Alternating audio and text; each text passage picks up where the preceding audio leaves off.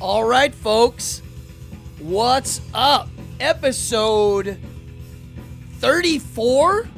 Wow. Here we go, folks. Check out this spanky new camera. Wow. What's up, everybody? Come on in, grab a drink. Woo.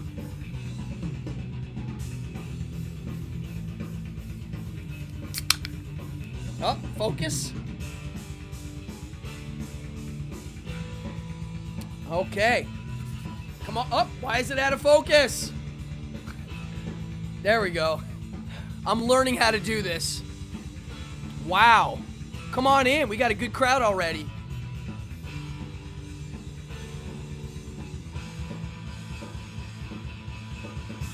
All right. Let's move this over to the vinyl. And wait, where is it? There we go.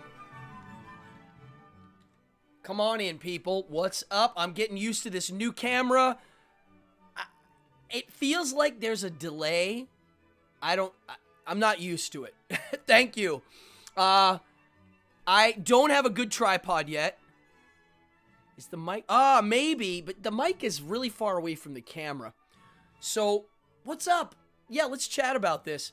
Oh my gosh, I got William, Amanda, Talon, Steven, Elizabeth, Voidershark, what's up?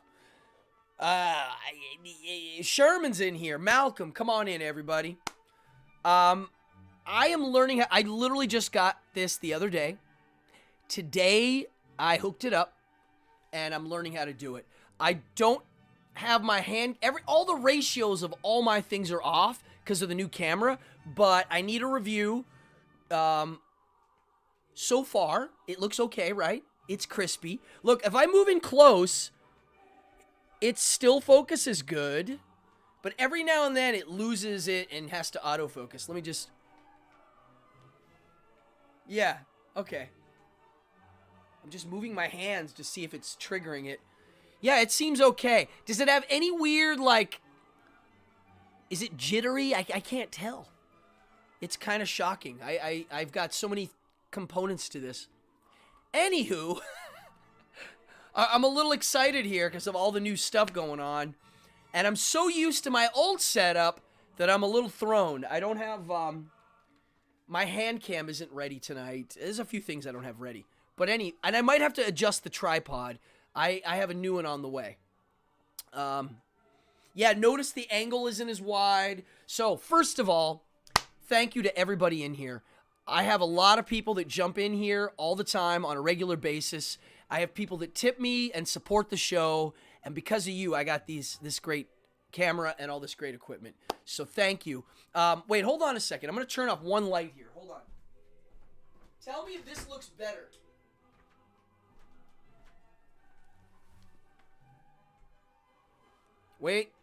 Wait for it. It's not focused yet. There it is. Does this look better? I can't tell. I have a very low light in here now, and it looks pretty bright. So, I don't know. It's such a nice camera. I don't know what I'm doing yet. So thank you, everybody, from the bottom of my heart. I'm ready to roll now. I'm getting ready for a Zoom setup so I can start interviewing people.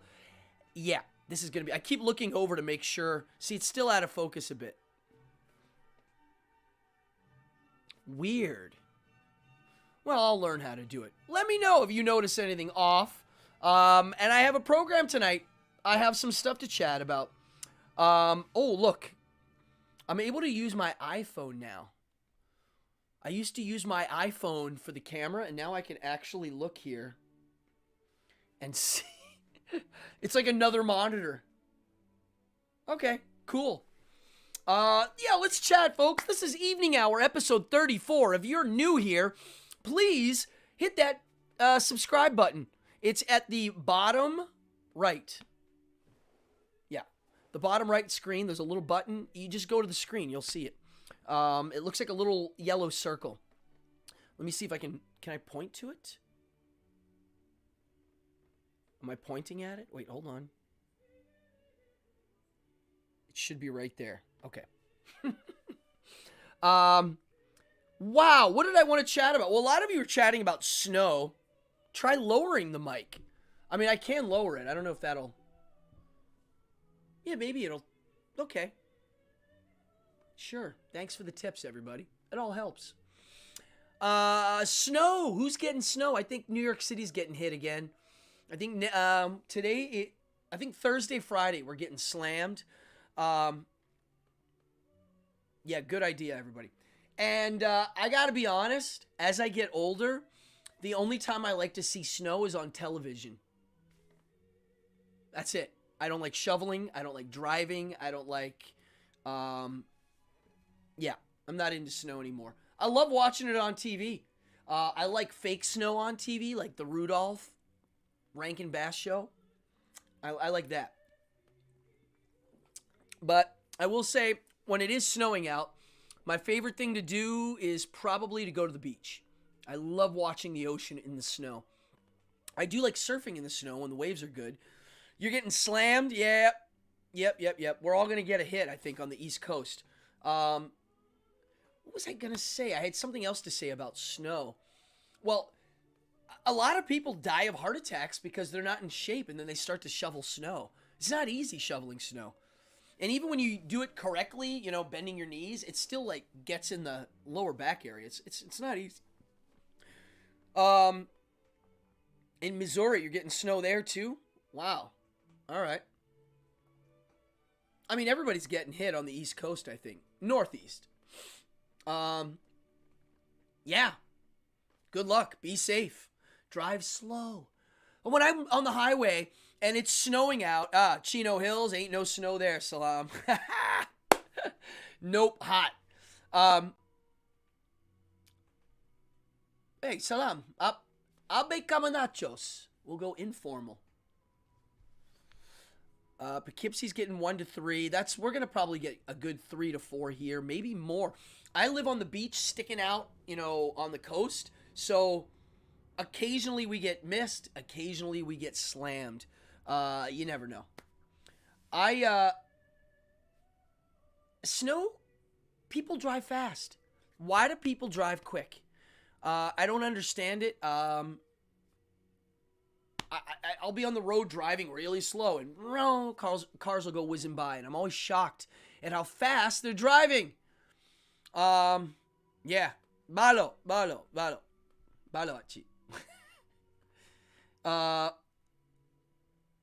Wow. Okay. Let's chat. Let's have some fun. The Department of Defense already told me don't come tomorrow. It's a snow day, folks. Let's talk about my shows coming up. So I'm working on a few episodes, big ones that are not easy. One of them is on the historicity of Jesus. Yeah. So those of you that like biblical history, you're either going to love it or hate what I'm going to do. I'm going to go into the Bible and look at the Bible stories as a historian would and show you some weird things in the New Testament. And that's coming up. I don't know if I'm going to be able to do it this Friday. If it's not this Friday, it'll probably be next Friday. The other one I'm working on is acquiring an e-meter, folks.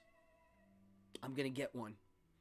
I don't know if that's going to be in the next few weeks, but I'm on the hunt now. I'm actively looking for a Mark 7 e-meter. If you know anybody that has one, let me know. I want to buy one. I want to own one. I think I can come up with some cool routines with it, actually. The other one I'm working on, I have 2 magic method episodes. So for those of you that like to learn magic, I'm going to do one on the old-fashioned 3 cups and 3 balls act, and I'm going to do one on just a Q&A, a very basic magician Q&A. Whoever wants to come in and ask questions, I'll be here. As for cups and balls, stay right there.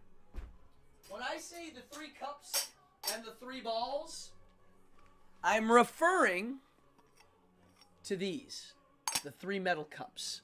They look like this. Now, you don't need metal cups to do this. You can use literally coffee mugs or plastic cups. But I use metal because I do it the old school way, and I like metal cups because you can do this. Whoop. You can catch them inside one another like that. And, yeah, you can kind of juggle them, too. So I'm going to be doing that. Oh. Here we go. Dallas Marshall. An E-meter. You took an E-meter class. Well, from what I gather, the E-meter, when you learn how to use it, you can make it do whatever you want.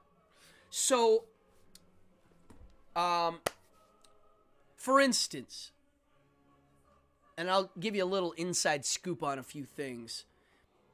If you can convince, Lilith Malone, an E-meter is what Scientologists use to get their confession booth rolling. It's their way of showing if you're clear or not. It's 1/2 of a lie detector test, and it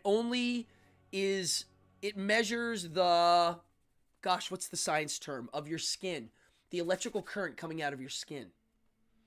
So it's only 1/2 of a polygraph. A polygraph has a thing hooked up to your heart too. An E-meter that L. Ron Hubbard found is literally, you can kind of buy them at Home Depot. It's one of those electrical readers. But theirs has a lot of bells and whistles. That's what I want. I want the ones with the bells and whistles. So think of this. If you can convince somebody that hypnosis is real, whether you use a magic trick or get them to feel a few little weird things, if you can make that guy believe that you just did something that caused him to feel something with hypnosis, you have him. You can make him do anything you want.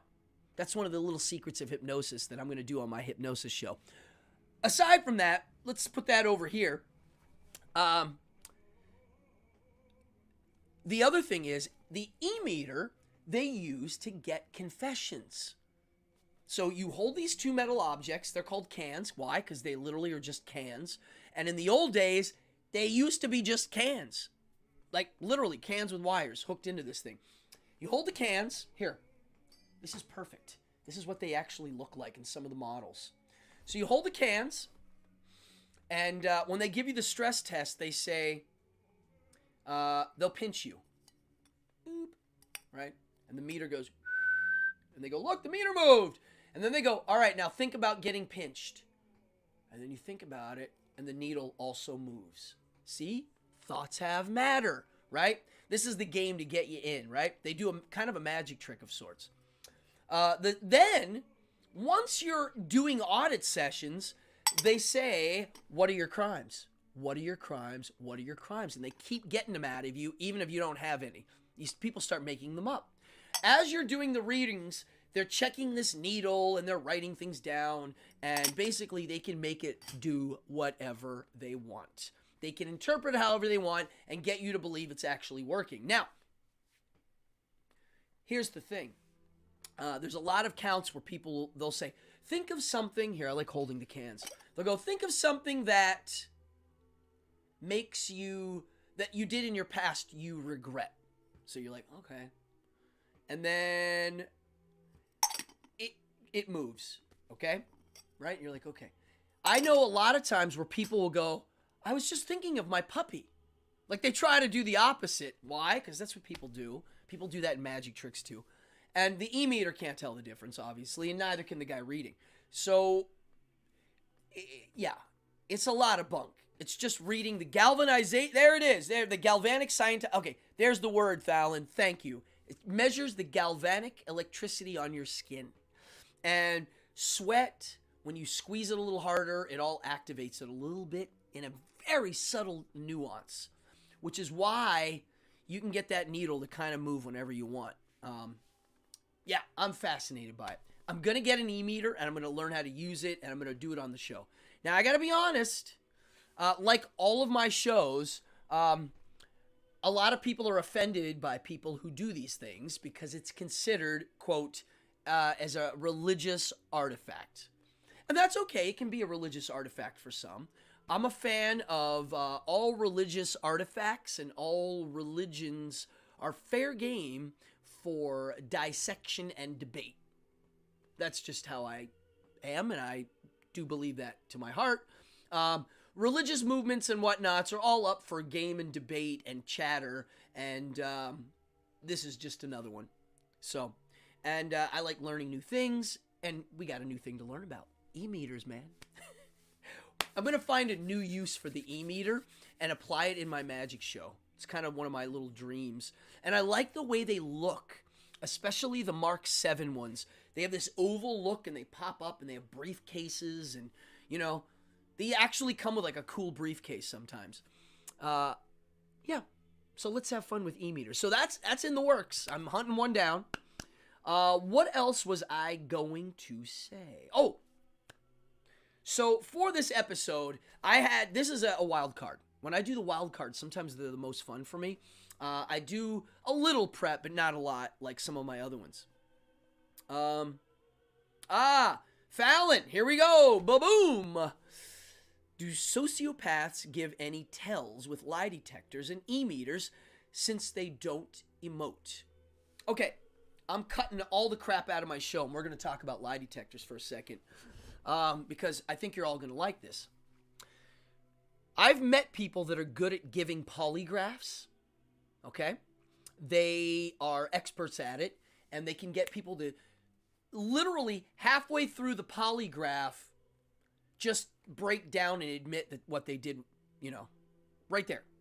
So they don't even need the polygraph because the guy's like, I did it, I stole the cookies from the cookie jar, right? So here's what it is. And this is, I've heard this from people that do this. You've got the lie detector hooked up, okay? It's a science gadget, right? It measures your sweat, it measures your heart, all these things. And what they'll do is they'll ask you a question like, is your name Bill Rupert, and do you live at this address? And you go, yes. And they, okay.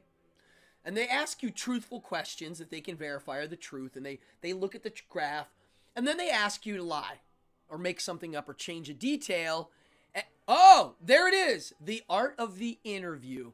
So, Lilith, literally, the art of the interview with a science gadget added. But you got to add one more essence, and here it is. The guy that I met said that after they do these tests, he does a card trick. He makes them pick a card, and then he makes them lie about it. And of course, he knows which one it is because he just did a card trick. And he goes, oh, look, you're lying there. And then they're like, whoa, this thing really does work. And once they get that in their head, game over. You got them by the cojones. So if you do the it's three things. It's a science gadget. It's convincing them that it's this real science gadget, right? Showing them how it works. And then you add in this magic trick to make it seem even more legit and do the impossible. And now you can, through the interview, make them sweat, and there will be tells. Sociopaths that have no... I do think there are ways of telling if they're telling the truth or not. The convincer. Yeah, you know all the real terms. These are all the Carney terms for this. You're whipping out the real Carney terms. I love it. So sociopaths, okay, let's say you have a serial killer sociopath. Yes, they can fool the lie detector test, which is why I can't believe they're used in courts, or I don't know what courts still use them, but they're just garbage. They're not good. And I'm going to teach you how to beat one in a couple seconds. The Israelis now have a new way of telling if somebody's lying. It's a new version of a lie detector test. I think the government's using this. And all it is this. It's nothing fancy. They get all the people under investigation to write an essay. So let's say you have 10 people getting investigated for murder. And you go, all right, all of you write an essay of where you were and why you didn't kill the person. So everybody writes the essays. And then you give somebody a pen. You give them a red pen. See, it went out of focus again. I don't know why. You give them a red pen, and you circle in their essay every time they mention the word I. or anytime they mention themselves in the essay. And the one essay that has the least amount of circles is most likely the guilty guy. It's pretty accurate. Do sociopaths fail this test? I think they fail it. Everybody's trying to remove themselves, if they're the guilty guy, out of the crime in the most psychological, subtle manner.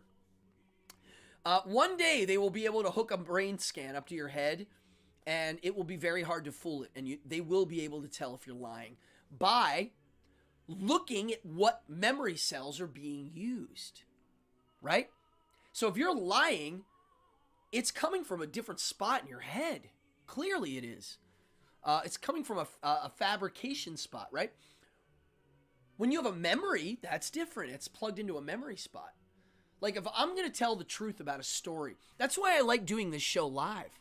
I think I get the most honest answers out of myself because I don't think, because it's my life stories I tell. And I don't want to think about them too much. Sometimes I'll practice telling a story just so I make sure I don't miss too many details, the key points. But other than that, like if you ask me to describe, I don't know, the first day I went in to get a job in the bagel shop, right? I can like close my eyes and see the bagel shop. I can see the glass counters. I can see the register. I can see behind the register and the way downstairs. I can see it all in my head and describe it. I don't need to fabricate it. It's just there. Yeah, well, if you watch Body Language, and you'll see all the tells for lying. I mean, there's so many. Yes. Yeah, when you're lying, there's a different thing firing off. Now, somebody like Superman can tell if you're lying. Why? Because he can hear your heart. Same with Daredevil. They can hear your heart rate go up a bit. Now, you can be telling the truth and nervous and your heart rate goes up, which is why lie detector tests are bunk. Now, here you go. Here's how you fool all lie detector tests. Are you ready? You're going to love this. Fallon. I suspect more neurons have to fire when you have to lie. So a bump in the brain activity could be a giveaway. Interesting. I like that. I'm going to look that up. Here's how you beat all lie detector tests.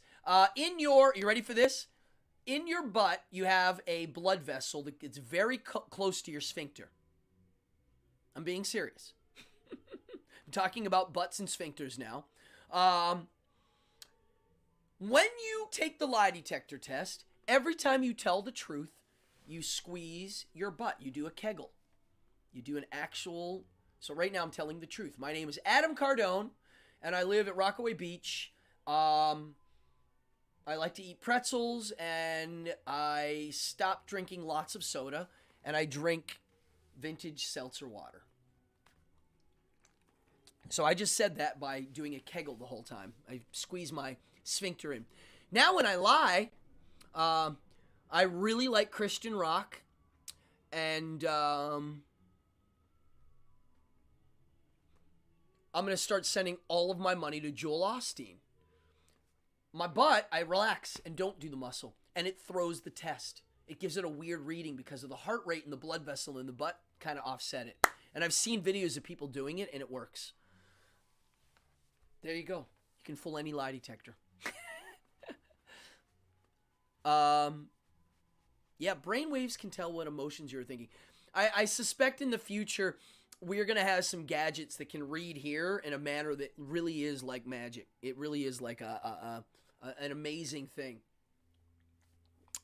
So I mentioned Superman a couple seconds ago and how he can hear your heart rate. And I just saw that Zack Snyder is putting out a director's cut of the Justice League movie. Now, the trailer looks pretty cool. And I saw the Justice League movie and I thought, I give it a half a thumb and one down. I mean, it was pretty bad. There was one good scene I remember. And who's placing the sensor in the butt? No, they don't put it in your butt. You don't have to put any sensors in your butt. They just hook it up to your heart rate. That's why it's great.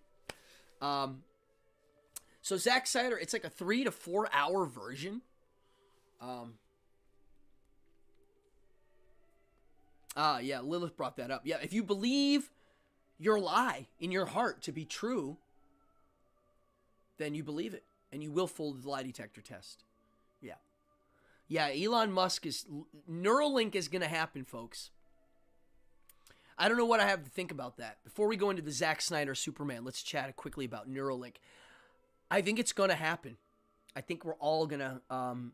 it's going to come down to there are going to be those that have it and those that don't. And those that don't aren't going to be able to do certain things. I think Elon Musk's idea is if we're going to have AI, it should be us, not external. If it's internal, that means my iPhone... Here's our show right now live. Look at that. It's like a backward feed. It means that your phone is going to be in your head, which means all the apps and the advertising might be here too. When that happens, I don't know what to say about it. I have nothing to say. It's very science fiction. And possible. And supposedly they've done it to monkeys, the Neuralink, and supposedly there are a few people that have little ones now. We'll see when it comes. I got Tesla stock, do you? It's pretty good right now. Ooh. All right, there's a book about Neuralinks. It's a science fiction book. Neuromancer. There you go, folks. Pretty cool. Well, let's just go into Justice League.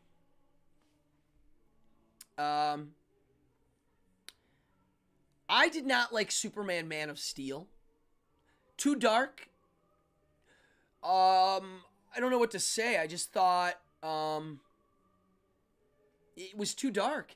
And after you see Superman smash 1,000,000 buildings, you don't need to see it ever again. I mean, it was over and over. It was excess of buildings and smashing. It was too much. Batman versus Superman, it had a couple parts I really liked, and it had a lot of parts I hated.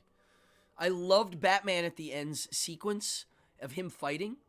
Yes, he killed a couple people. Kind of weird for Batman to kill people. But I did like that last scene with Batman. Other than that, the movie's pretty crappy. They're not nailing it, DC. Now, I gotta be honest. I'm a DC guy. I'm not a Marvel fan at all. Never was. I do like Superman, Batman, and the Justice League, and I love the Legion of Doom. And I love Lex Luthor and all those bad guys. Justice League, I remember nothing except one scene where Superman and the Flash make eye contact when they're both moving fast. And they're like, I see you. I love that. Other than that, the movie was junk, so they're re-releasing it. Good idea, right? They have nothing else new coming out, really. I mean, they didn't make a lot of movies last year, so they're re-releasing a 3.5-hour version. They reshot it, a lot of it. There's scenes with the Jared Leto Joker. There's new scenes with Joe Manganiello. I don't know what to say, man. It sounds weird. It sounds desperate, but maybe it's going to be good. I'm a Justice League fan. I will check it out. My dream movie was a Justice League movie like the cartoon Super Friends, where the Legion of Doom is in the swamp. You know, Solomon Grundy, Gorilla Grodd. That's what I want. I don't know if we'll ever see that. Now, what I am excited to see... Yeah, Solomon Grundy's amazing. I am excited to see the new Godzilla vs. Kong. Not to confuse it with King Kong vs. Godzilla. 1963, I believe. I think Lilith will be able to verify that really fast. King Kong Godzilla is 1963, I believe. It might be 62. It's the third Godzilla movie in the series. I love that movie. It's the first VHS I ever bought. First one. I remember being at a drugstore and it was in the dollar bin. You know, it was a $2 video, and even then it was cheap. It was like $2 for King Kong Godzilla. I like it. So the new one looked cool. The trailer's pretty amazing. Now, out of the new Godzilla series, the very first one that came out, I believe it's just called Godzilla. It had some good parts. I didn't like the end, and I didn't like the beginning of when they first showed Godzilla. They kept cutting the scene. It drove me nuts. But it had its merits. Ah, okay, Lilith. Honestly, I liked it. I just didn't. I saw it with Rick Sherman. We left and we were like, yeah, he looked cool, but the plot was terrible. And what do you call it was terrible. What's his name's in it? The Breaking Bad guy. He's only in it for a little bit. It was a joke. It was like, what? He's in it and then he's out? It looked like a misjointed film. It was totally misjointed. And the end, I didn't like. They made Godzilla a good guy. Now, Kong Skull Island, loved it. Best B-movie action movie I've seen in years. Still, to this day, I loved it. Godzilla King of the Monsters, loved it. Thought it was great. Not as good as Kong, but pretty darn good. I thought they honored King Ghidorah in a manner that was noble. I do. Mothra looked great. Rodan looked awesome. I thought Rodan looked cool. Record switch. Hold on a second, folks. Now, but while I'm switching the record, see, when I go out of the frame, it loses focus. See, now it's back. I don't like that, and I wish I could figure out a way to fix that. And I do think there's a way for me to fix that. Let me see. Maybe if I move slow. No. Is it in focus? Okay. The new Godzilla King of the Monsters that came out, I have it right here, 4 years ago, maybe. I really thought it was special. I liked the actors in it. I thought Vera Farmiga was good. Millie Bobby Brown. I liked the cast. I thought they did a good job. The new one looks awesome. King Kong looks cool. And I know some secrets about the plot. I'm not going to say. There's some other surprises that I think people are going to like a lot. Yeah, and that comes out in March on HBO and at the theaters in certain areas. I am going to find a theater and go see it. Long Island has a couple. Connecticut and upstate New York all have theaters. I'm going to go see it in the movie theater. Yeah, I'm excited. I haven't been to the movies in over a year. More than a year. I only go once or twice a year. I think usually the movies I'll go I don't know, 2 times a year. I was reading comments. It could be that the focus problem is that I have a little bit of a dark lighting scheme right now. But I love this camera. It does have a really good dynamic range. Let me just move back a bit. Look at that dynamic range. You can see behind me nice and clear. Watch this. I was messing around today. I do a lot of online magic shows, and I still use my iPhone. And now I can use my camera. And I was checking out what it looks like in this camera, and it looks cool as hell. Here, I'm just straightening out some cards. Like, look at the white on here. This is just a pack of B playing cards, but look. Like, it looks crispy, right? Looks very crispy. How's this look? Looking in the camera. Whoa, you can see that nice and clear, right? I'm not showing off. I actually am practicing. Whoa. Throw some up here.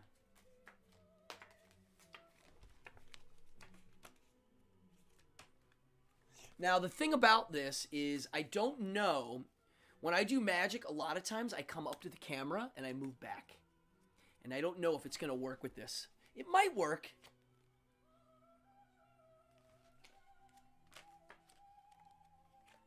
I think I got to adjust the autofocus on this. Let me see.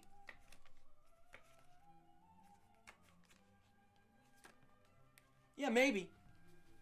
I don't know. What do you think? A lot of you have seen me do that before. does it look okay in this camera? Does it look weird and high defy? There's a thing that the news does. Yeah. Face tracking. Ooh, I'm going to write that down. It might have face tracking. Let me look that up.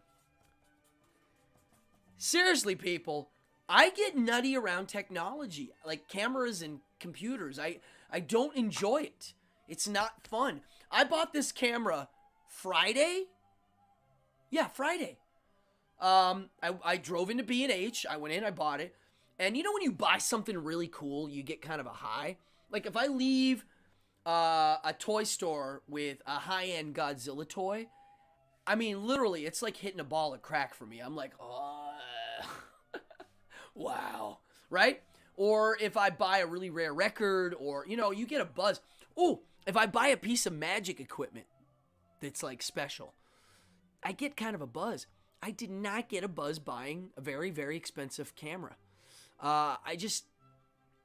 Electronics, it's like a weird language to me. Yeah, that's the thing. Like, I needed a camera that can show lots of little details behind me and in front of me. And this one does it. So, yeah. Yeah, it's a really... Now, let me just see something here. If I go way back, let me just go all the way back to here. I guess I'm still in focus. Nope, now I'm out of focus. Weird. See that? Now I'm in focus. What if I move slow?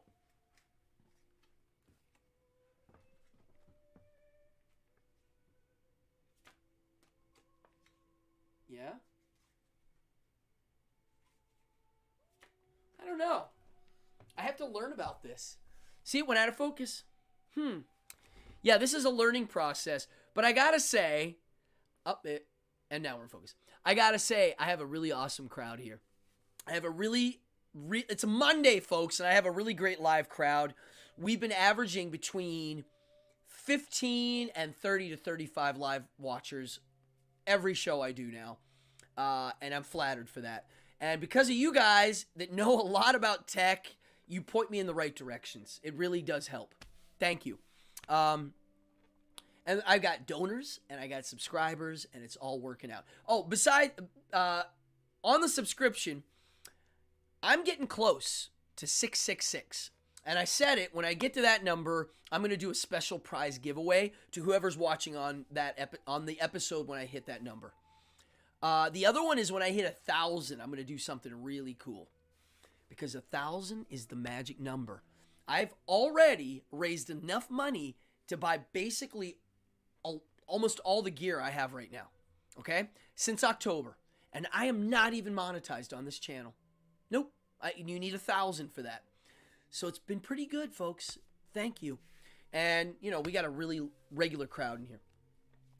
So, I don't know. Are you guys excited about any of these new movies? I want to hear about it. That new Zack Snyder Justice League might be cool. It might not be.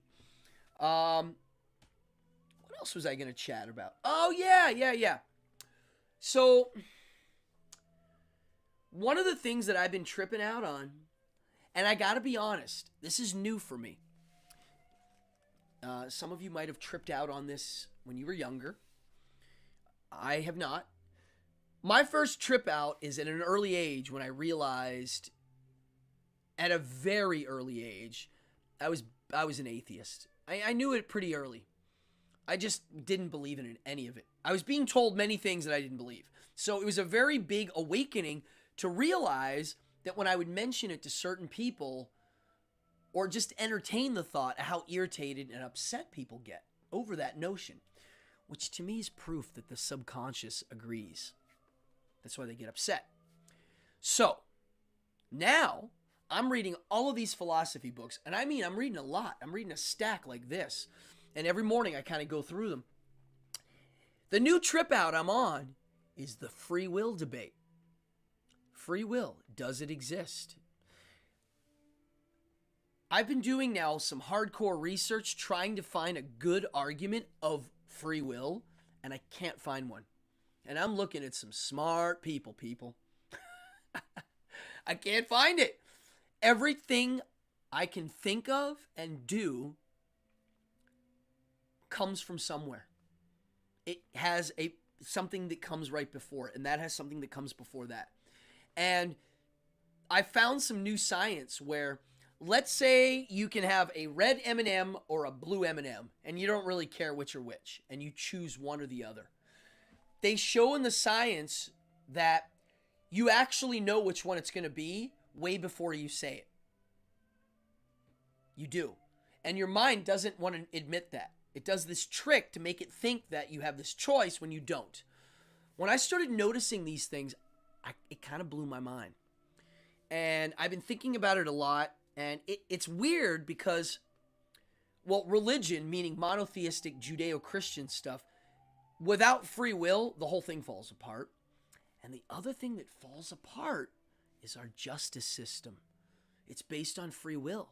So it's got some, I think once you accept this whole notion that, like, yeah, man, like, people really are kind of victims of their robot, you know? It changes it a bit. It has a different meaning. So I've been thinking about this a lot. And the thing that blows my mind is when I mention the free will debate to people that have never thought about it before. Because most people don't think about that one. They have the same reaction as the atheist meeting. Yes, new camera. Oh, you just know. So, Matt Lyon, you just got in here. You can tell, right? Yeah, you mentioned the free will thing, and people don't like it. They kind of, I remember I was telling a friend, I was like, yeah, you have, every decision you make, you've basically already decided it. You have. There's not a moment where you have a clean slate, where your idea pops into play, and it's not based on something else. And the guy I was talking to was getting irritated by it. He was like, no, it's my choice. It's my choice. And I was like, I know it's your choice, but that choice that you're making, there's a reason you made it. I know, but it's my, and it sounded like, it reminded me of mentioning that there's no evidence of a divine deity. I hate the word God. I like the word deity. Because God is too big of a word that means too, I mean, I know a lot of people that their idea of God is everything. And to me, okay, cool, I'll agree to that. Everything, great. The universe, earth, this, my metal cup, and the pen, it's all God, everything's God, everything's God. Great. Most people, when you say God, think of deity, or a man in the sky, or a woman in the sky, or a giant parrot. So when I say God, I mean deity. Whenever you say, hey man, I don't see any evidence of a deity, I'm an atheist, it's very similar to the free will thing, where people are like, oh, it like hurts them in a weird way. And I do believe we evolved to trick ourselves to think we're doing a lot more than we're doing. And it's kind of sad. It's like, oh, we're really flawed. But that's okay, because once you go, yeah, we do these things, you get to hack it now. And that's like, I did an episode called Hacking God. This is another hack. Hacking free will. And I think I'm going to do an episode on how to hack free will, because, well, I don't need to do an episode on it. I thought about it, but my idea is, if everything's pre-planned out, and when I say, I don't like the word destiny, because destiny sounds like a guy wrote it out. Like a deity was like, you're going to get married at 23. You're going to have 5 pit bulls for dogs. Like, things like that. And they go, here you go. That's not what I think it is. I think there's a lot of random things happening, and there's things on predetermined courses because of previous actions, and the random stuff mix in. But everything is going in this one direction. And my new definition of time is the direction in which entropy is aiming its stuff at. It's going that way. That's my favorite new definition of time. It's pointing in one direction. And so if you can vibe out, look at everything going on, you and the world and everything, entropy, chaos, you study it, you can kind of see where it's all going. That is what I believe divination is. Hyper awareness will lead to divination.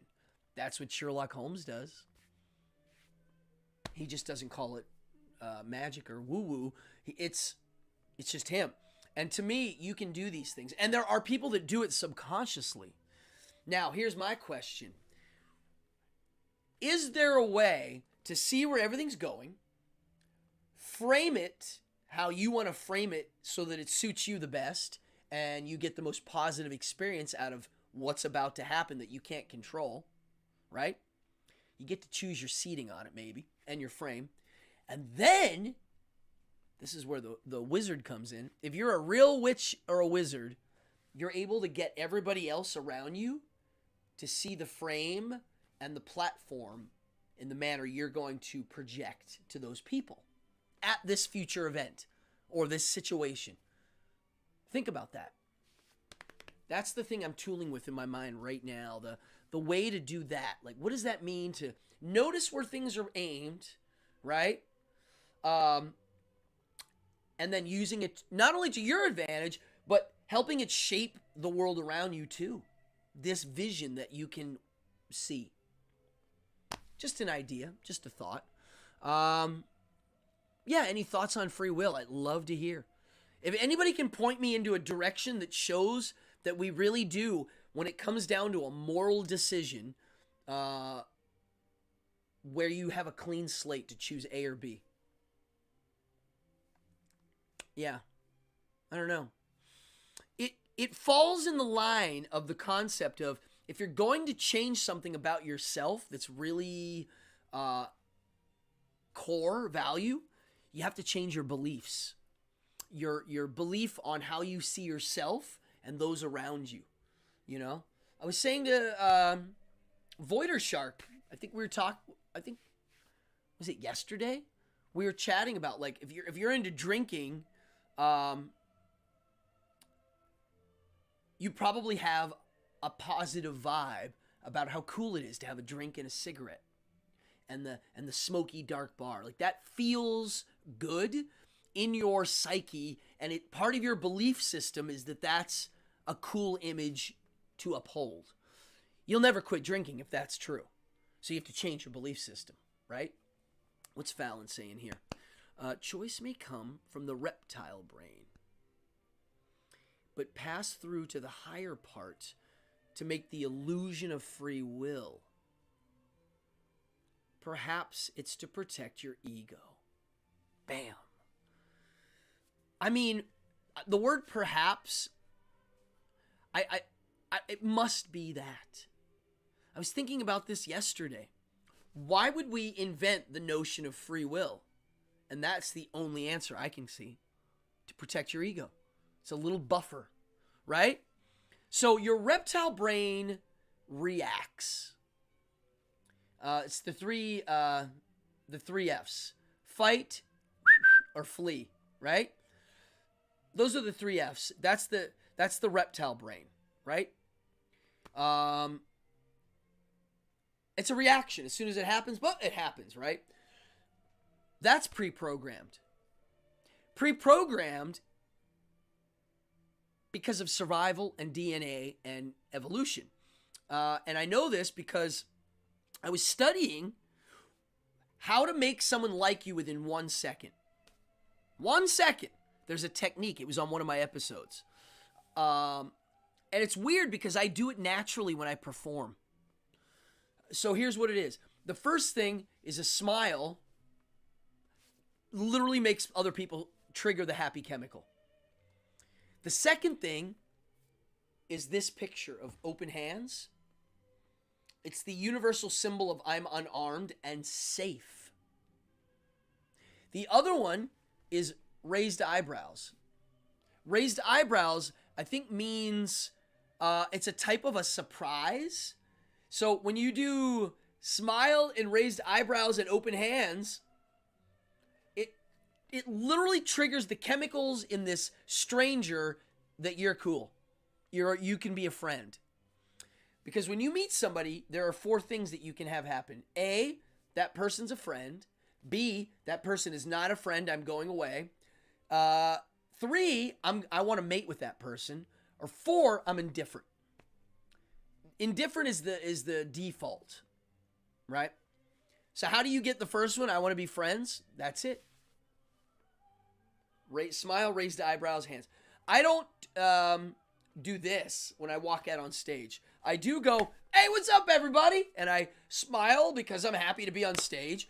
My eyebrows are up, and I'm waving at everybody. And I usually, like if I'm in a nightclub, if there's a balcony or people in the back row or somebody in a weird seat on the sides, I'll acknowledge them.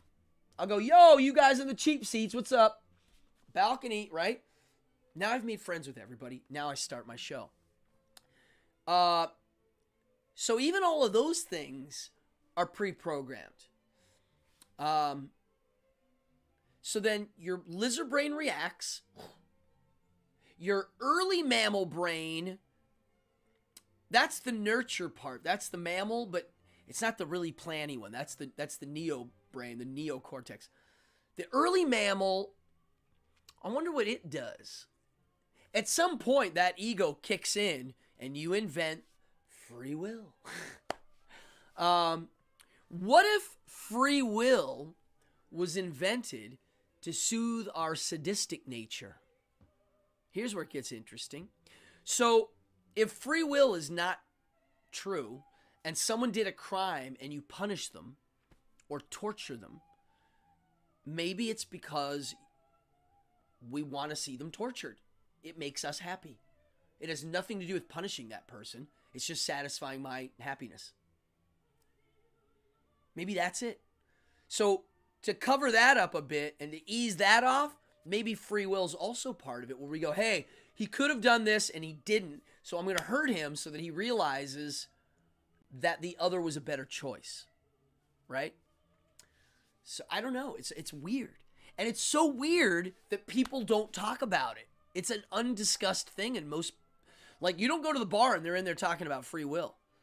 They'll talk about religion before they'll talk about this. They'll talk about politics before they'll talk about the free will debate. Maybe free will is the top of the notch. It goes above the God debate. What do you think? Bring it up to your friends. That's the homework for my viewers. This is the, what do you call it? The crowdsource. Ask people what they think. Bring up free will. Bring up that no thoughts come from emptiness. They all come from somewhere. Everything comes from something that came before it. And every decision you make, it's because it's you making that decision.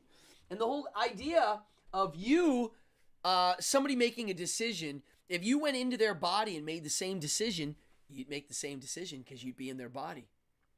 You know? Ask around and watch how people react when you bring up free will. That you actually have no choice in anything, and see what they say. I'm curious. I've been really thinking about it. It's kind of shocking. It's like, what do I have to choose? All right, I want to lift my arm. Why did I just do that? What made me do that? Why did I do that? Why am I talking about this right now? Why are you thinking about this right now? It's maddening. I do realize from reading, reading all these philosophical texts, Seneca, Epicurus, Epictetus, those guys, Aurelius, Diogenes, all those guys, they all talk about, a lot of them, removing yourself, separating yourself from the herd. Because once you go to these areas of thought, and for me, it's fun. I'm having fun with it. I love thinking about these things. Once you go there, you're going to lose a lot of people because we're hardwired not to do this. We're hardwired to run away from this, what I'm talking about right now. And it's fascinating. The thesis is it's determinism. Everything's been determined. Every action you do, think, say, or will do is determined before you do it. And that, before it, that determined that, has something that determined that, and it goes on and on and on. And your personality is determined because of your upbringing and the DNA in your body, your little DNA. And the only way to do things outside of what our range is to change. Okay, that's two different things I'm playing with here. So one is the idea of there's no free will. None. The other is if you want to make a change in your life, then you have to change a belief system of sorts, meaning how you believe about the situation or your own life, right? Now, how does that tie into free will? Well, how come there are people that clean up and fix their lives and others that never do? I know people that, from where I stand, never will clean up until they hit some sort of really low bottom. Maybe they'll get their act together. But there's an old saying, some people's bottom is death, and that is real. Like, they never hit the bottom. They'll never see their errors. Now, why is that? Is it because they're brain damaged? Is it because of the chemical process they were born with? Is it because of how they were raised not to? Whatever it is, there's a reason why that guy didn't get his act together and another one did. Yes, hack God. That's hacking God. My episode on hacking God, it's episode 6 or 5 of Behind the Devil's Curtain. That episode was a really fun one for me. So check it out. But once I started really just going into this mind trip of everything I do has been determined, what? Wow, I can't find anywhere where... So some of the philosophers thought that the minute right before you make a moral decision, you go blank and you are able to open up this thing where you can make a free choice. I don't buy that. I haven't seen anything to make me go that way anymore. The more I read and do my research, I'm seeing the other. I mean, imagine seeing, what is it? It's Sam Harris and Dawkins and all these great modern thinkers. Sam Harris in particular, he's a scientist, a neuroscientist, and he's a philosopher. Watching him go like, the free will thing, I don't see it. I'm not seeing it. It's like, wow, if he's saying that, that means there's something there, because that guy has obviously been thinking about things like this for a long time. So if anybody can point me in the right direction of a good argument for free will, show me. I want to see it. And do not point me in the direction of the Adam and Eve story. That is not good. I'm not going to use that one. Because that is the moment where the deity, Yahweh, created free will in humans. Which is funny. My last episode was, if God is omniscient and omnipotent, why would he put the tree of knowledge in the Garden of Eden where he fair well knows they're going to eat that fruit? Why? Because he knew they were going to eat it, and he knew they were going to have that happen. So that means he knew that when he started the adventure of everything that we know of, he was going to destroy a lot of stuff, start over, and then realize that he would have to send himself to sacrifice himself to stop the problem he originally created. He would have had to know that already and go with it anyways. So, doesn't make sense. It just does not make sense. Never did and still hasn't. Well, it's Monday, my favorite day of the week, and I'm not kidding. A lot of people hate it. I like it. It's the day I start the week by getting some stuff done. I make my plan. I want to finish out my night and do a little more research on my camera. And I'm going to work on my shows. I have a lot of episodes coming up. What else was I going to say?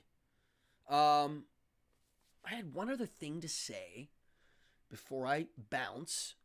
Well, if you're new here, please hit that subscribe button. I'm telling you, when I get to the 666 episode, I'm probably going to do a contest that has an awesome prize. And that awesome prize is going to include a Cardone t-shirt and a bunch of other stuff. I have a few of my milk can t-shirts, and I'm going to use them as giveaways. And so, yeah, get ready. So let's get to that 666. We're only like 15 away. I could probably hit that by the weekend. And then next few weeks, if we can get closer to that 1,000, folks, We're going to have more prizes, more fun things happen. Ooh, what's this? You should look up Landmark Forum. I'll look it up. See, I listen to my watchers. Landmark Forum. It sounds like Landmark Forum. It's not a pyramid plan, is it? It sounds a little pyramid planish. Ah, Mantlion. Thank you, Mantlion. You rule. Bada bing, bada boom. Kaboom. Grazie, grazie. Again, all the money that people donate goes right in this show. Not kidding. The next purchase is going to be a wider angle lens and an e-meter. I can't wait. But yeah, folks, this has been a wild trip. I really do like doing these shows. I'm going to work on the new ones right when I get off. And yeah, I got a lot of good stuff planned. I'll be on here Wednesday and Friday this week, and let's have some fun with cool episodes. If you have suggestions, anybody, for any episode, just tell me. You can message me here. You can send it here. Mr. Hail Satan, thank you. Thanks for the compliments, everybody. I love my new camera. It looks way better. And I gotta adjust my setup. It's not right yet. My hand camera, which is here, I don't have it nuanced yet. I will. And well, okay. So last episode, I did a lot on Scientology. Last episode. So if you want to watch that, go back and watch it. It's episode 33. Yeah, episode 33. I do a lot of Scientology chat. Check it out. I would eventually maybe do a Scientology episode. We'll see. I do know a lot. Rick Sherman, where are you? And we have a couple people in here that, know people involved. Yeah. Ah, okay. Interesting. Amanda said Landmark is based off of some Scientology. Okay, cool. I know there's offshoots of Scientology that, have taken some of the new ones. It's funny because Scientology, they have a couple things that when I heard about it, I was like, oh, wow, I do that. They have this thing called the clay table. Well, they work out problems with clay, which I do all the time. Folks, you're watching Evening Hour, episode 34. And I can't believe I've done 34 of these, 7 Behind the Devil's Curtains. Boardgasm, I actually have like 13 or 14, but I haven't done a lot since this new live stuff. I will. I'm actually working on doing a Tuesday Boardgasm live role play where you'll get to watch me Dungeon Master. I'm working on that right now. The problem is the room I Dungeon Master in is in another area of the house. Amanda says how successful Scientology drug and alcohol rehab is. I got to look up the details on that. I am curious. The only thing is, at what cost? How much money is spent in their drug and rehab, and how much money is spent, and how many e-meter readings they make you get in that program. That's where I'm curious. Very curious. Because I know Scientology, when you see how much people spent, it is absolutely shocking. Absolutely. Thousands and thousands and thousands of dollars. Wow. Yeah. So, yeah, maybe we'll do a Scientology episode. Folks, I'm jumping out of here. I'm going to take you out with my outro, and I'm going to mess around with this new camera. I love it. And party on Wayne, party on Garth. You're watching Evening Hour. I'm Cardone, and thank you all. Hit the subscribe button. Bada bing, bada boom.